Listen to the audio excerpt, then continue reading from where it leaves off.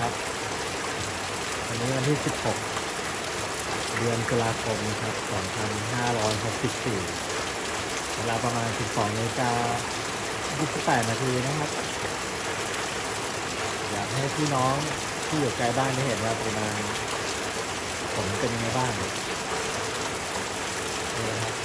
ตกแบบนี้ท่าทางจะเอาเรื่องเหมือนกันนะครับเนี่ย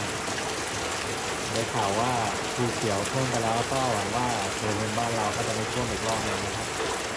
ครับผมสำหรับวันนี้ก็ขอจบการรายงานเพียงเท่านี้ครับสวัสดีครับ